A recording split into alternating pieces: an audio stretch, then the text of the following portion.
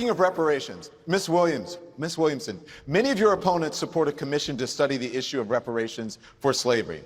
But you are calling for up to $500 billion in financial assistance. What makes you qualified to determine how much is owed in reparations? Well, first of all, it's not $500 billion in financial assistance. It's $500 billion, $200 to $500 billion, payment of a debt that is owed. That is what reparations is. We need some deep truth-telling when it comes. We don't need another commission to look at evidence. I appreciate what Congressman O'Rourke has said. It is time for us to simply realize that this country will not heal. All that a country is a collection of people. People heal when there's some deep truth-telling. We need to recognize that when it comes to the economic gap between blacks and whites in America, it does come from a great injustice that has never been dealt with. That great injustice has had to do with the fact that there was 250 years of slavery, followed by another 100 years of domestic terrorism. What makes me qualified to say $200 to $500 billion? I'll tell you what makes me qualified. If you did the math of the 40 acres and a mule, given that there was 4 to 5 million slaves at the end of the Civil War, there were 4 to 5, and they were all promised 40 acres and a mule for every family of 4. If you did the math today, it would be trillions of dollars.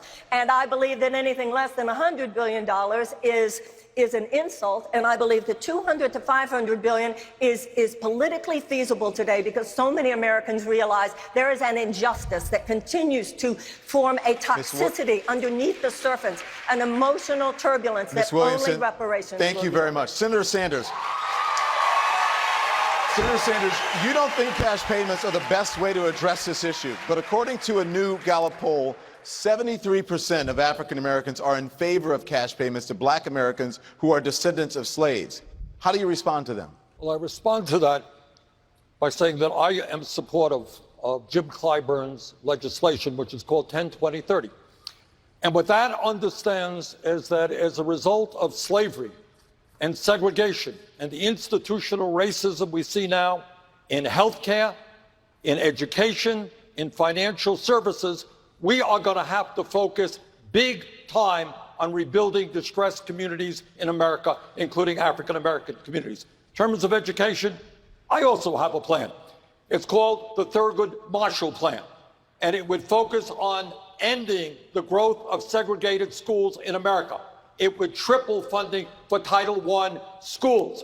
It would make sure that teachers in this country earned at least $60,000 a year. Senator Sanders, thank you very much. The debate continues right after this short break.